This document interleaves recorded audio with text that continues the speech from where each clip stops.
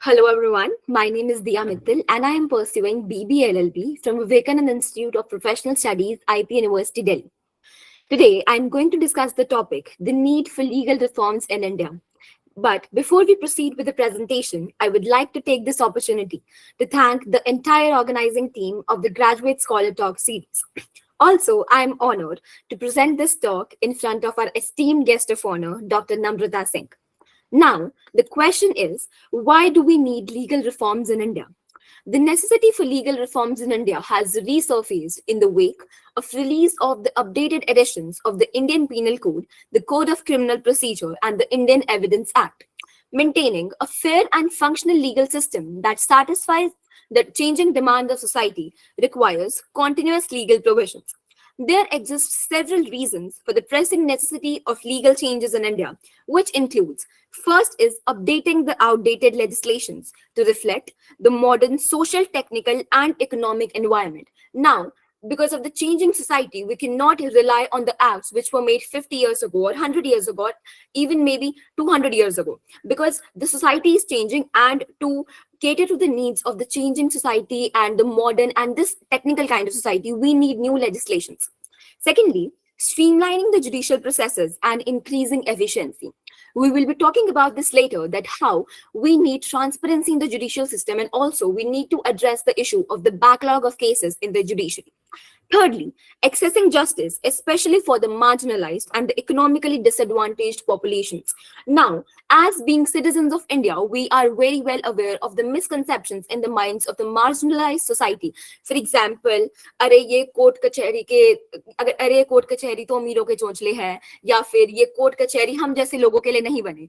So these are the misconceptions which are very widespread in the economically marginalized society. So by bringing the legal reforms, we have to build trust in the mind of the common people in India that yes, the justice system is their fundamental right, and whenever they feel that any of their right has been breached, then they can pursue, or they can pursue the legal system of India. Fourthly, we have to address the issues related to discrimination, violence, etc. Now, India, with its multifaceted society and rapidly changing dynamics, finds itself at a juncture where the need for legal reforms is more evident than ever. Now, I'll be talking about the objectives of my speech, which include first, I'll be talking about the Indian judiciary, where first we'll talk about the appointment process. Like the process of the appointment of judges is very opaque. So, the need for the transparent process for the appointment of judges. And secondly, we'll be talking about a very important and critical issue, which is the lakhs and crores of case backlog of cases in the Indian judiciary. Secondly, we link that to the police system, about how the Indian police can help with solving those backlog of cases, and then we'll talk about the reforms which we need in the police system. Now, starting with judiciary, this issue of the appointment process of judges was recently in news because the Chief Justice of India, Justice D.Y. Chandrachud, said that the process of appointment of judges will become more transparent. He said that the objective parameters will be laid down for the appointment of judges to the High Court and the Supreme Court. Now, how did this issue emerge in the first place? We are very well aware that the Indian Supreme Court and the High Court have emerged as key players in the survival of democracy, occupying a unique position in constitutional governance in comparison to its counterparts elsewhere. They have ensured the sensitization of the system to the need for transparency. Therefore, it is paradoxical that the process of the appointment of judges for these organizations is very opaque, and as the present controversies show, extremely brittle. So, therefore, it is important that because the judiciary has faced widespread charges of nepotism and factors, and they are appointed by factors other than merit grinding appointed decisions. Now I'll explain what is the process of the appointment of judges to the Indian judiciary, which has caused so widespread misconceptions in the minds of the Indian people. Firstly, the process of the appointment of judges is called the collegium system. The collegium system was introduced by Justice P.N. Bhagwati in 1993 to ensure democracy in the judicial system. Under the collegium system, the Chief Justice of India, which is currently Justice D.Y. Chandrachud, and his 4 senior most colleagues make recommendations for the candidates to be appointed as Supreme Court and High Court judges.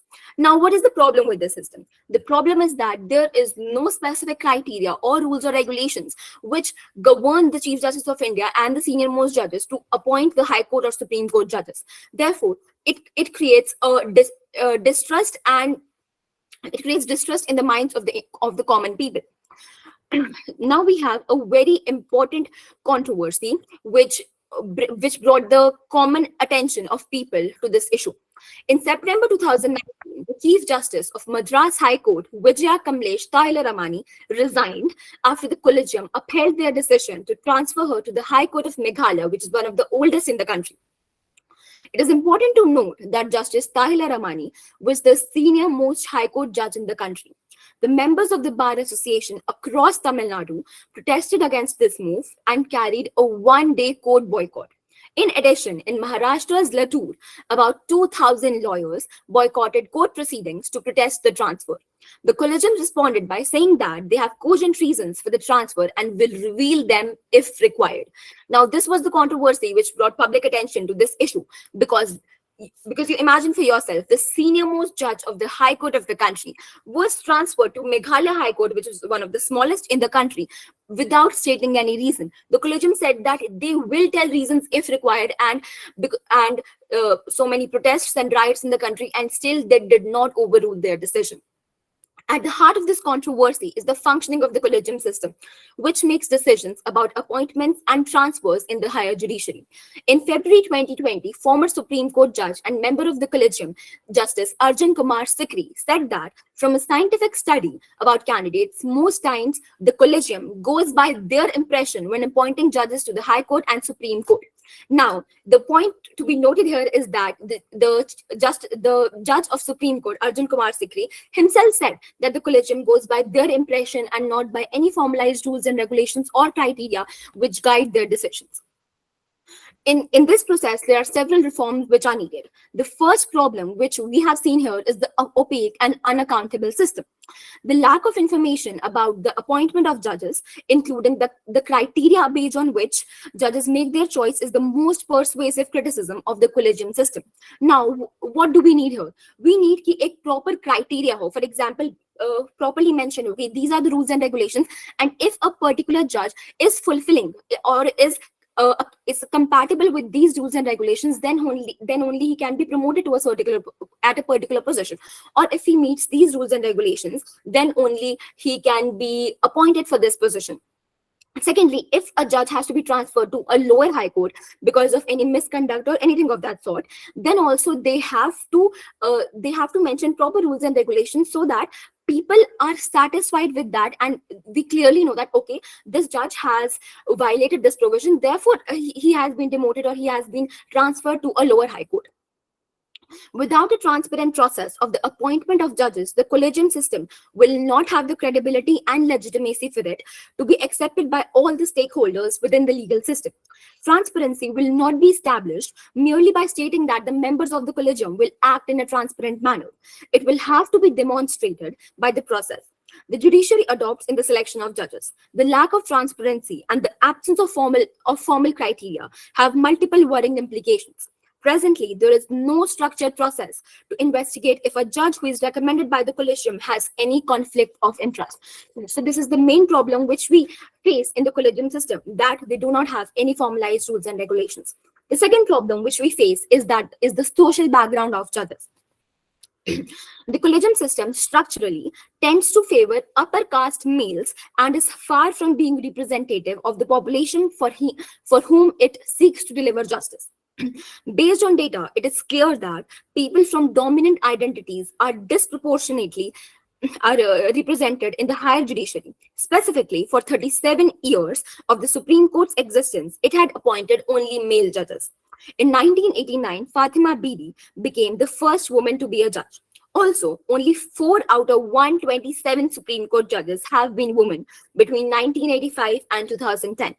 Also, only 3 or 4 Supreme Court judges were from non-Hindu backgrounds over the same period. So this issue Considering this data, we can very clearly see that only upper caste Hindu males who already have a legal background have been appointed to the higher positions. Now, obviously, the collegium system or the judges will not accept that, but based on this data, we can clearly see the trend, right?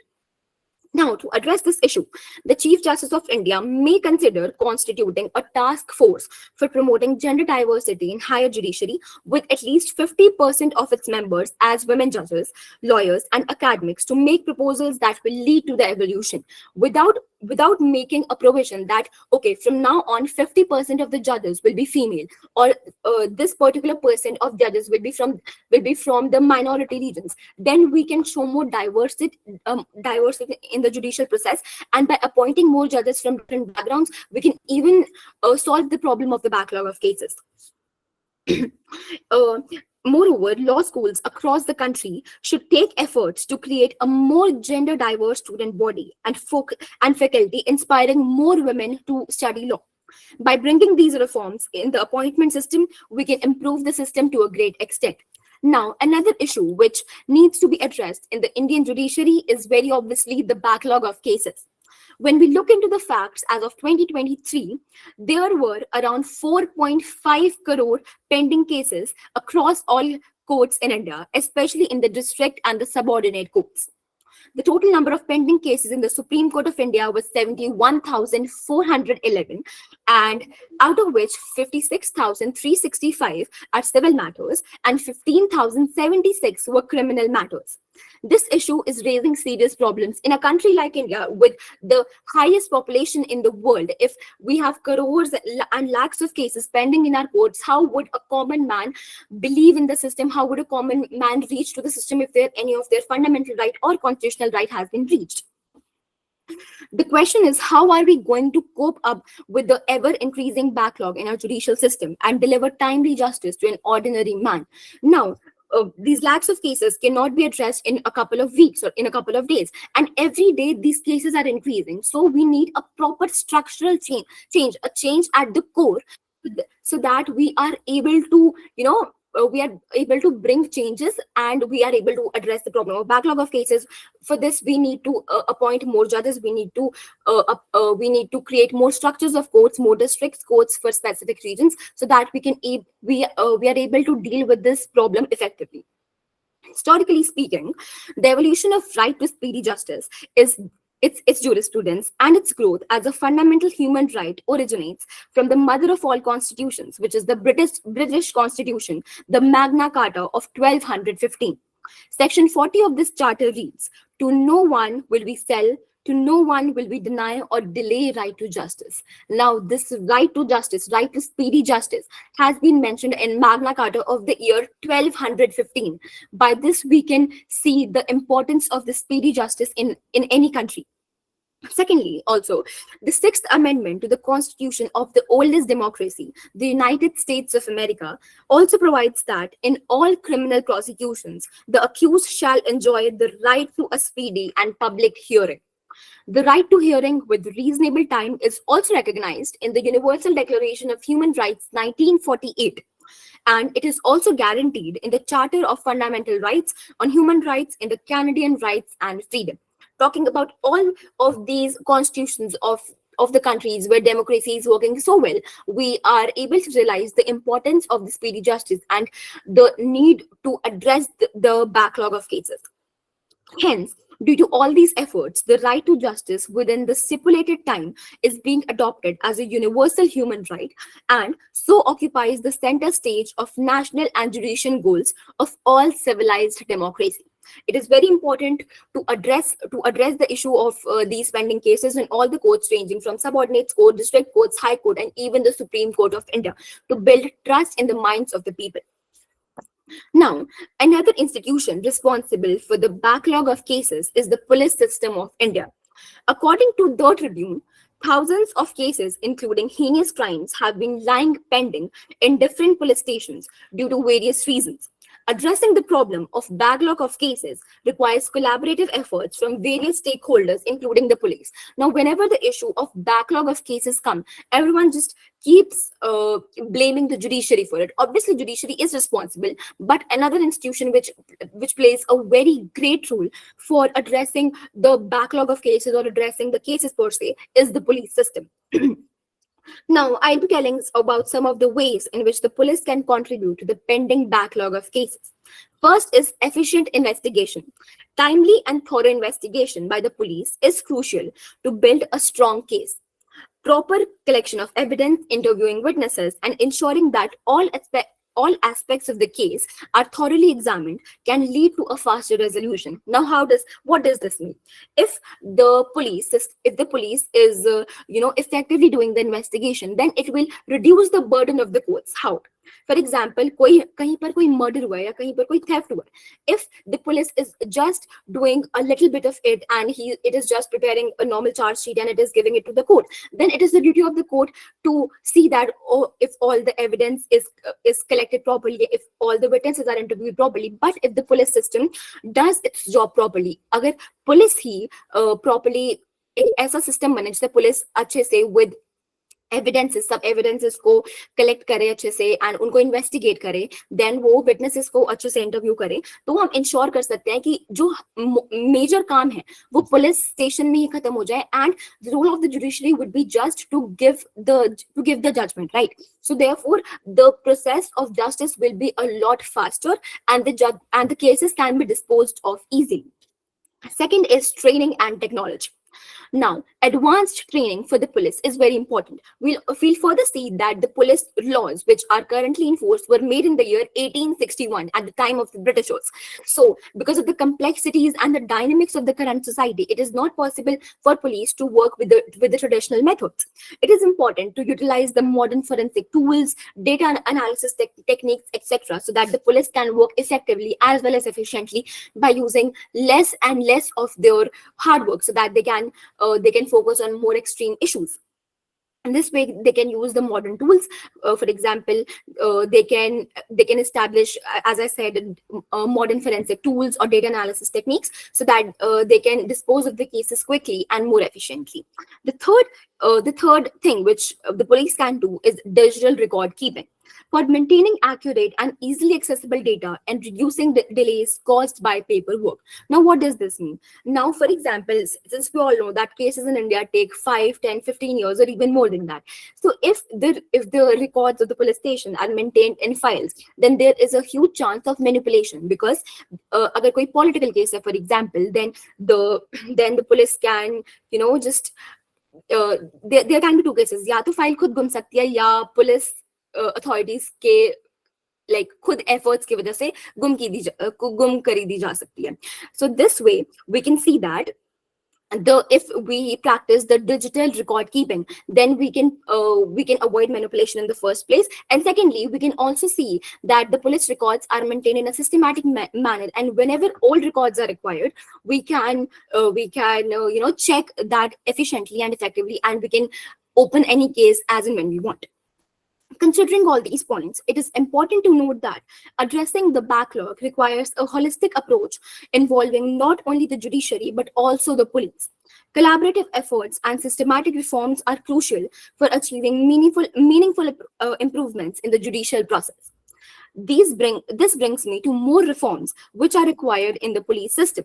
The goal of police reforms is to change the antiquated cultures, laws, and procedures inside the police departments, so that the officers can carry out their responsibilities while upholding the rule of law, democracy, and human rights.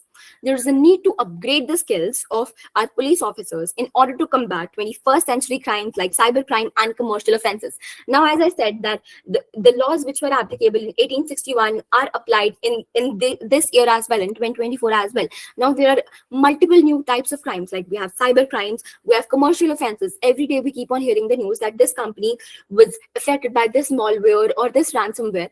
So, and this brings the police attention to issues like cybercrime. So there is a very important need that we bring reforms in the police system, so that so that we are able to address the issues, we are able to address these modern issues effectively. Police reforms has been on the government agenda since independence. Yet, after more than 70 years, the police are seen as selectively effective and unsympathetic towards the underprivileged. They are further accused of politicalization and criminalization. We are very well aware of the fact that police are often referred to as puppets in the hands of the politicians. Therefore, if we bring a strong and a strict system for the police, then we can also reduce the politicalization of the police system. It is important to note that the basic framework for policing in India was established way back in 1861, as I mentioned, with little change since then. While society has undergone dramatic transformations, especially the post-independence times. Now, as we compare the year 1861 and the year 2024, almost everything has been changed. The people, the society, the traditions, almost everything. And therefore, we cannot be governed by the same laws which were prevalent 200 years ago. Now, this brings me to the need for legal reforms. After more than 70 years of independence, Indian police laws echo the spirit of Colonial Police Act of 1861. Although police is a state subject, most of the state police are influenced by the Central Archaic Police Act of 1861 or the Model Police Act of 2006.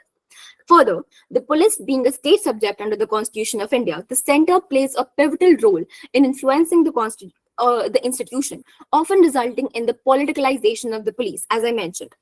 Police have increasingly been seen as puppets in the hands of the politicians, which hampers their credibility. If, for example, if the politicians at the center or at the state level are influencing the police, then they cannot carry their main purpose, which is the investigation and the solving of the cases properly. The emergence of new crimes like cyber crimes and counterinsurgency calls for the technological upgradation of the police system in India. Further, control rooms too need to be upgraded in the face of changing times. To address these issues like cybercrime, we have to make proper departments within the police system so that these issues can be solved properly by the police. Further, there are issues in the registration of crimes where heinous crimes go off recorded to build an image of a corruption free country. Now, obviously, we want India to be a corruption free country or a crime free country, but this does not mean that, okay, we'll not record the heinous crimes and we'll show India as a corruption free country. This is not the way. We have to maintain bring a procedure, we have to bring a system that so that we are able to record these heinous crimes in the first place. Then we are solving these issues and we are ultimately making India by our own efforts as a corruption free and a crime free country. While India dreams of being the next security provider in the region, an overhaul of the police reforms is very necessary. Now, the public interest litigation, which was filed in 1996 by two former Director Generals of Police, Prakash Singh and N.K. Singh, who filed a PIL, which is a public interest litigation. Public interest litigation is is filed by public spirited persons who think that there needs to be a change in the society, or there is something in the society which needs to be changed, which is affecting the welfare of the people.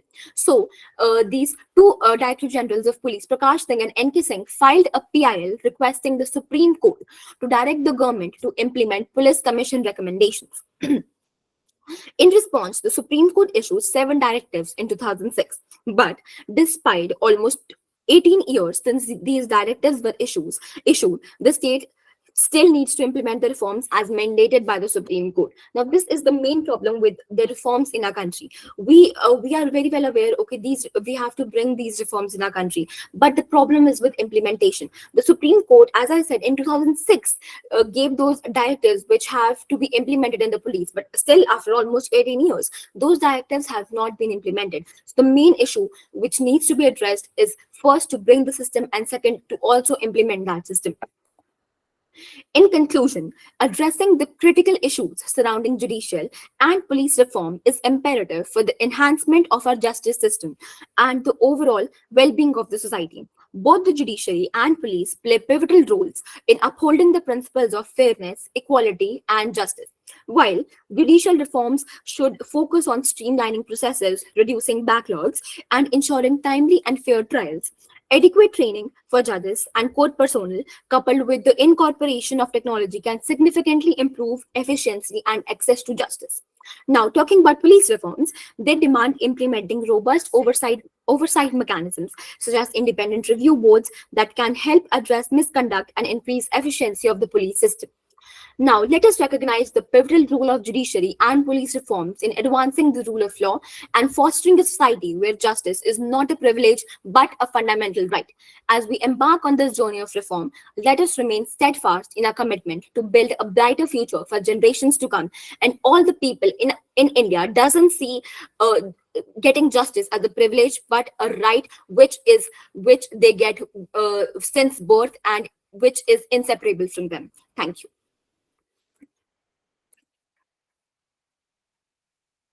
Thank you so much and congratulations Diya for your wonderful and successful talk.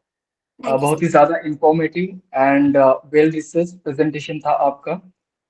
बहुत ही relevant examples थे, चाहे वो legal system को लेके हो, media का role को लेके हो, ऑब्वियसली पुलिस का रोल हो। सो कॉन्ग्रेचुलेशंस। और हर एक टॉक के बाद हमारा एक क्वेश्चन आंसर राउंड होता है जहाँ पे हमारी जो ऑडियंस होती है उनकी कुछ क्वेश्चंस कुछ क्वेरीज होती है जो आपसे वो पूछते हैं, जो मैं आपके सामने रखूंगा। Okay.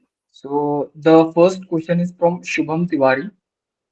What are the main barriers preventing people from accessing justice in India, particularly marginalized communities? Okay. So the main issue is that basically the marginalized societies and the economically backward जो people हैं वो सोचते हैं कि जो ये access to justice है these are only the privileges for the rich people because हमारे जो इंडिया का justice system है वो इतना ज्यादा strong नहीं है that they can build a trust in the minds of the people because the rich people give money give money to the rich lawyers and the more successful lawyers and which due to which they can you know जो जिसकी वजह से वो अपने cases जल्दी dispose of कर देते हैं पर जो पुअर पीपल हैं उनको जो गवर्नमेंट उनको पब्लिक प्रोसिक्यूटर्स प्रोवाइड करते हैं वो उसके थ्रू जाते हैं जिसकी वजह से जो सिस्टम है जो प्रोसेस है पूरा जस्टिस का वो और ज्यादा लेंदी हो जाता है therefore this is the need जो I mentioned that the process of backlog of cases. So if the backlog of cases problem is over, then the poor people also will have will have what do we say that trust in the system and they'll be more free to to go to the courts and to get the problem addressed. Okay, very well answered, Tia. Next question is from Ajay Gupta. It is being said that one of the major problem with the judiciary is the language used, that is English. So when we say the indigenization of judiciary, what are we specifically talking about? Means, Sorry, can you is repeat? it about Indian languages like Tamil, Hindu, Telugu that needs to be used or something else? Because how judges would be able to understand any of this language? What do you suggest? आपकी views क्या है? Basically the subordinate courts and the district courts now जो ये district courts or subordinate courts है these are the courts which are in the direct connection with the society and with the people and the district courts of that particular district is still using the same language as that district. For example, if there is a district court in Punjab, then all the documentation and all the proceedings will take place in Punjabi. And for example, there is a case in Maharashtra district court, for example, then all the proceedings and all the papers itself, all the petitions are in Marathi. Therefore, this problem is already addressed by the courts because it is the district courts which are in direct connection with the society. Okay दिया, ये भी questions आपने बहुत अच्छे से answer किया। और एक क्वेश्चंस है जो मैं अपनी साइड से पूछना चाहूंगा Yes. कि न्याय प्रणाली में तकनीक कहाँ तक जो टेक्नोलॉजी की हम बात करते हैं वो कितनी इफेक्टिव रही है और कितनी मतलब इफेक्टिव रही है, और जो डिजिटलाइजेशन की हम बात करते हैं न्याय प्रणाली में, तो क्या इससे भ्रष्टाचार कम हो सकता है? तो आपका इस पे क्या व्यू है?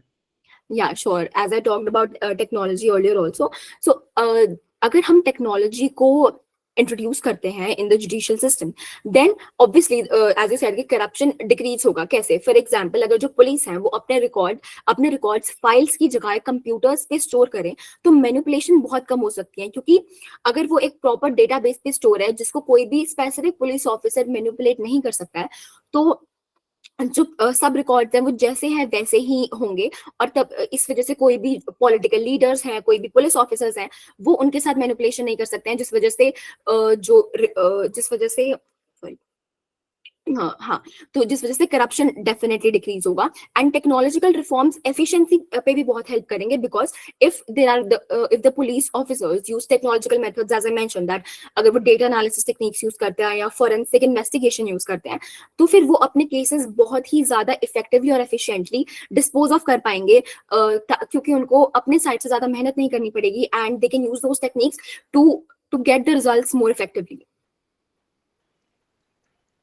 ओके दिया, आपने जो सभी क्वेश्चंस हैं उनके आंसर बहुत ही प्रभावी तरीके से दिए, इफेक्टिवली एंड कंप्लीटली जिसे हम कहते हैं। So thank you so much. And one more question is there जो हम अपने हर एक स्पीकर से पूछते हैं जो जीएसटीएस में एज अ स्पीकर पार्टिसिपेट करते हैं, कि जीएसटीएस के साथ आपका एक्सपीरियंस कैसा रहा। आप जो आपका एक्सपीरियंस वो हमारे साथ प्लीज शेयर कर सकती हैं, तो प्लीज कीजिए। Honestly, with GSTS, the Graduate Scholar Talk series, it was a very enriching experience, because in the starting, when I registered for it, the way I talked to the organizers, and they had a lot of viewpoints and they had a lot of opinions, which helped me a lot for forming my presentation today. And Manish sir also helped me a lot with this presentation, and all the organizers specifically.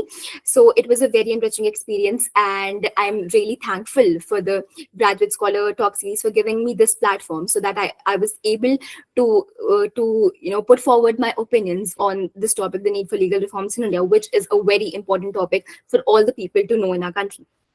So it was a very good experience overall, and thank you for giving me this opportunity. Thank you दिया, हम सब लोग भी बहुत खुश है आप जीएसटीएस के साथ जुड़ी। एंड मूविंग फॉरवर्ड, अब हम फाइनल रिमार्क्स के लिए हमारे जो आज की गेस्ट ऑफ ऑनर है डॉक्टर नम्रता मैम, मैं उनको बुलाना चाहूंगा कि वो अपने जो फाइनल रिमार्क्स है वो दे इस पे talk. Thank you, Banthan, for inviting me to address this session. Um, First of all, I would like to congratulate this entire team, Sakshi, the History Society of Shyam Lal College, the organizing team, the principal, Professor I think Harish Kukreti, and the convener of IQAC, Dr. Pramod Kumar, and the convener of GSTS series, again Dr. Pramod Kumar, and last but most importantly, Dr. Manish Karmwar, who is the visionary behind this series. And it is really commendable, sir, that you have completed 150 sessions. It is such a important step to bring scholars and students and academics who are specializing in various niche areas to a common platform, and start these discussions on topics of contemporary relevance or historical relevance. In fact, what I have felt that as we specialize and go further deep into academics, we tend to learn more and more about less and less, and we grow somewhat detached with what is happening in other fields of study. And this is a very important way to bridge this gap, to bring us close to the students also. And us and in fact, I have noticed that you have covered such a wide range of topics, from Africa to North-South divide to Indian art, themes in iconography, and colonial painting, and now the need for legal reform. So it gives us a space, a platform to know about what is happening in various areas of study. So commendable work, and thank you. I feel privileged, I feel honored that I'm part of this session. Thank you, sir. And Diya, I must say that it is very difficult to believe that you are a graduate scholar. You spoke like a seasoned academic. It was so lucid, so informative, so interesting for the lay person, or the student, a lay scholar. Like, I don't have any pretenses to being very aware of the judicial system, but it was so interesting. So, I really congratulate you on your efforts and keep it up. In fact, we need young minds like you to engage and bring these issues to the fore. I saw that you are interested in debating and reading, and good going. And I hope you continue with your efforts. I had invited some of my students, and I hope you are learning from scholars like Diya and from this entire organizing team. In fact, History Honors was introduced in 2019 in our college. So we are still learning. We have founded our History Society, and we hope to get inspired by, your History Society, Sakshi, and do something of this nature so that we can also contribute and engage with students and scholars in this way. As far as the topic is concerned, yes, again, being a student of history and a teacher of history, someone who has, is mostly engaged in this entire world of the past, I will just put in my 2 bits. We as historians study change. And this is what we study, how change happens in the past and how human society adapts to those changes. And we have seen that not only now, but even in the past, as far back as ancient India, we did have laws, we had codes of conduct, which were, encoded in the Dharma Sutra, Dharma Shastra literature. So we have, as times change, we also see, changes in these rules or codes of conduct. I would not call them laws, but they were rather Achar Sanhita, hum kehte, code of conduct. So we have the early Dharma Sutras, written from, say, 5th century BC to 2nd century BC. Then we have Manu Smriti and the other Smriti, Yagyavalk, Narad, Brihaspati. And we see changes coming up according to the changing times. Then, Gupta period, Katyayana, and we have a medieval period, Mitakshara, Dayabhag. So these laws, they take cognizance of the fact that, changes are coming in society. In fact, we have a very interesting concept of Apad Dharma also coming, changes according to the, appropriate to the times. So rules have to be changed. They can't be rigid. So when the ancients could take cognizance of the fact that, rules have to be changed according to the time, I'm sure, even modern India and the Indian state is taking due cognizance of it. There are certain areas, especially, our legal system, in fact, was designed, mostly the legal and judicial framework is of colonial origin, devised to suit the whims of our imperial masters. Law enforcement in India is a legacy of the British Raj, a system put in place with the intention of controlling the public and stifling civil liberties. Further, many of the laws have become archaic simply because of rapid advancement in the technological sphere. So, in fact, we had a very interesting discussion some days ago where someone was pointing out how, the Wireless Act is so outdated and we still need a license to have a wireless in a home when all of us are carrying, cell phones with us. So these laws need to go, and, some of them have already been, amended. The criminal justice system, again, must be reformed to protect the rights of the marginalized. I am someone who has, even in my historical research, I have engaged with the voices, the unheard voices from the margins. So, we need, the past 2 or 3 decades have witnessed unprecedented changes, because of the advancement in information and technology, and many issues which, were not coming to the forefront are now, we are made aware of these issues because of social media. So, the law also has to take cognizance of these, issues and, adapt accordingly the rights of the marginalized groups, including women, children, minority, the LGBTQ community, has to be, have to move with the times, have to become more inclusive. Again, it is pertinent to note that we have set for ourselves an ambitious target to become a developed nation by 2047. In order for that to happen, we need a legal system which is nimble, responsive, and attuned to the challenges of this new order. Also, our age-old emphasis was on collectives, groups, and jatis. we are now from the ashes of this system, we are attempting to weave a new society based on maximization of individual rights and freedoms. This was also called for a careful balancing act for the for the legal system. So I think you covered all the relevant issues and then some more. So nothing much to add there. Thank you so much. I am really, it was a privilege to be part of this session. And thank you, sir, once again. Thank you so much ma'am, आपने हमारे साथ अपने विचार साझा किए उसके लिए, हमें इंस्पायर किया उसके लिए, और हमारे साथ अपना जो नॉलेज है वो शेयर किया इसके लिए। Thank you so much. Thank you, Then, thank you so much, ma'am. Now, I would like to call the speaker of next talk, Shivam, who will be speaking on the topic Women Reservation Bill. So, मैं शिवम से request करूंगा कि वो आए और अपने topic को briefly introduce कराए। So, hello everyone. Am I audible? Yes. So, greetings to everyone. Myself Shivam Jha, and I am currently pursuing BBA LLB honors from Vivekananda Institute of Professional Studies, which is under GSIB University, Delhi. My topic for Graduate Scholar Talk series is a very recent one, Women Reservation Bill. So, here are some highlights I would be presenting in front of you all. Firstly, I would be talking about introduction about Women Reservation Bill, through which bill and which act it came into force, and the commencement of the reservation time frame and all. Then I would be talking about the history of Women Reservation Bill, or you can say the historical concerns through which this bill was being delayed for decades. Then I will mention some legislative progression of this bill, through which I will highlight the need of this bill, especially in a country like India. I will highlight the need of this bill, especially in a country like India. Along with this, I will be discussing about different committees and their reports on this issue.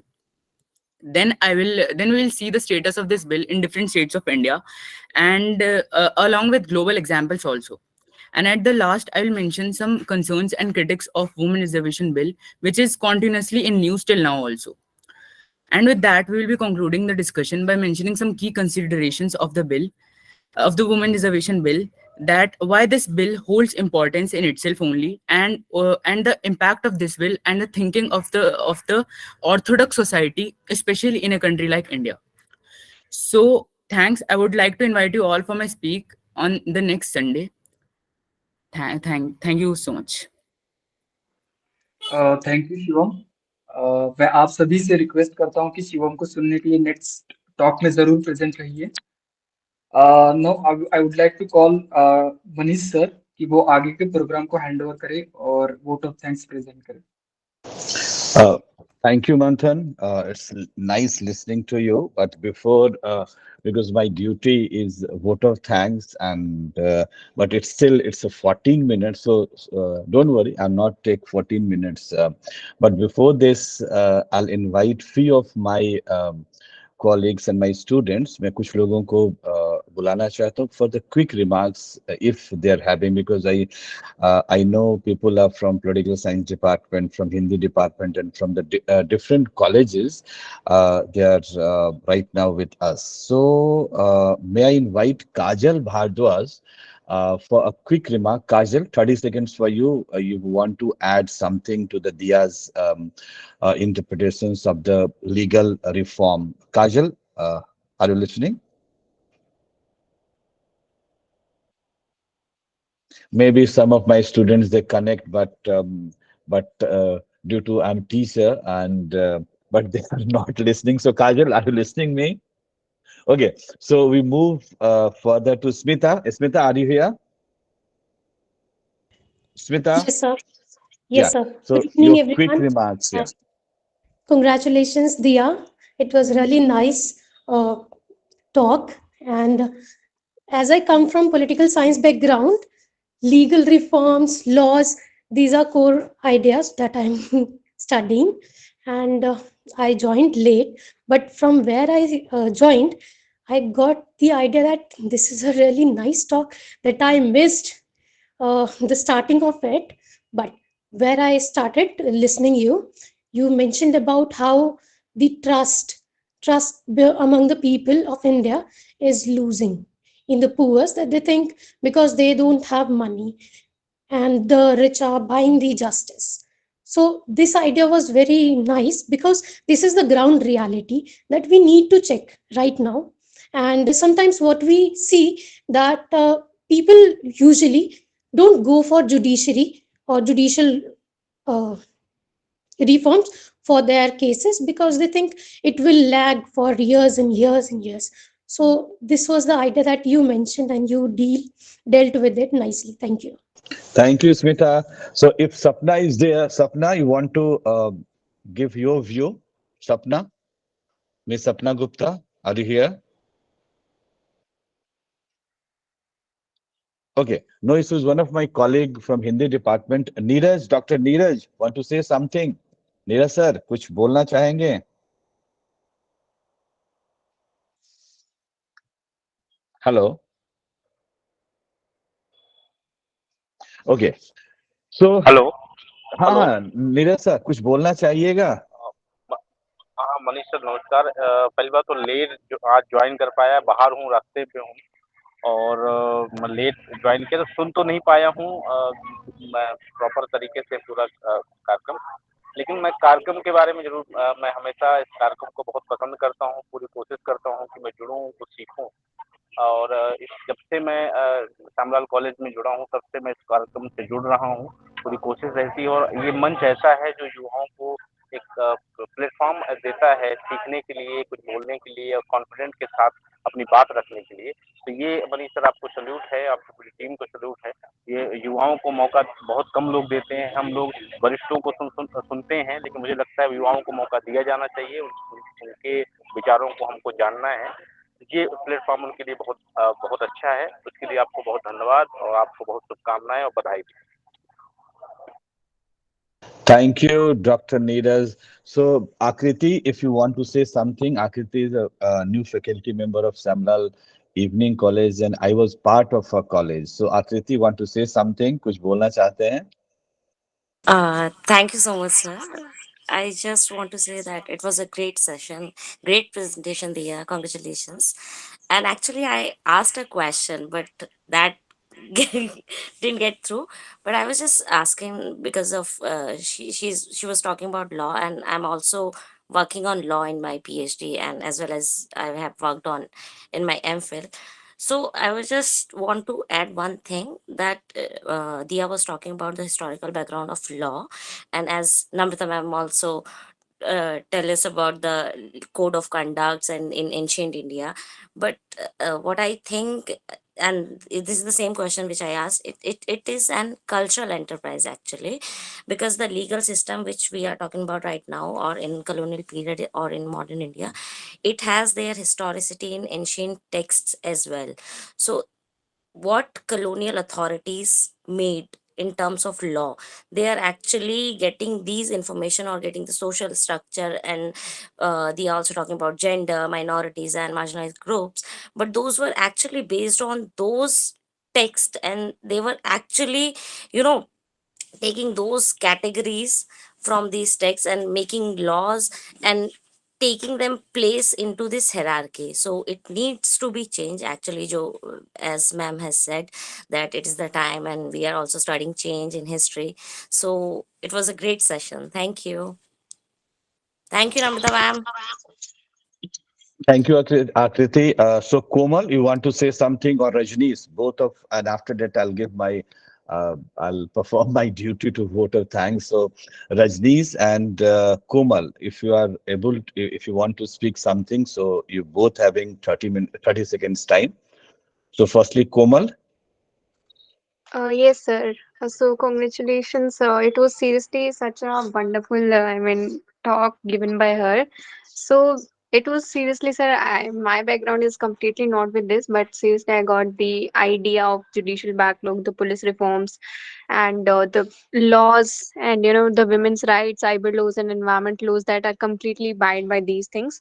So, as an person who are completely new to it, it was seriously very logical to join it because I got a lot of learning from this, and the core idea about the presentation is somehow she completely clarified it.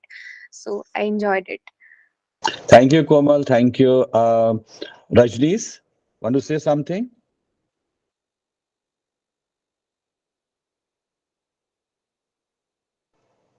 Mala ma'am, again, I'll invite you. Good evening, everyone. Good. I have a query from GSTS team. How and where do you find such gems? Oh, so during my vote of thanks, I'll give this answer. So any other remarks, ma'am, that I'll define to you. Diya's presentation was very, very impressive.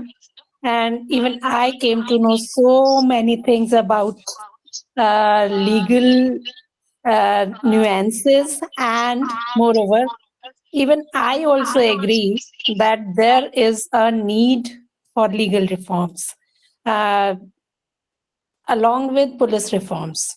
So Diya was right on the point there. Congratulations, Diya.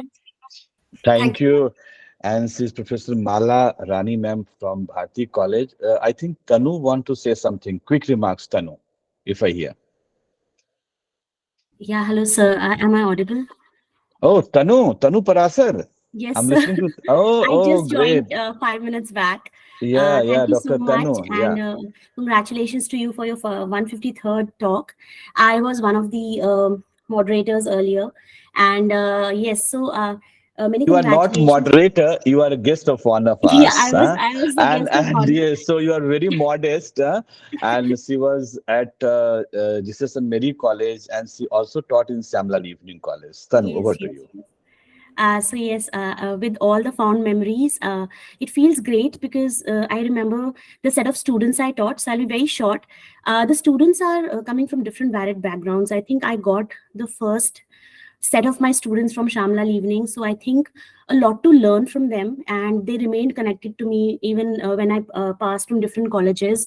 So I really felt that they were very self-propelled. The batch that I taught in history and environmental studies was my first like subject which was given to me in Shamlal to teach. I have worked on political prisoners, so I just want to like kind of speak one aspect. I don't know what the talk was all about, and I'm sure that the student has covered quite a lot in her presentation.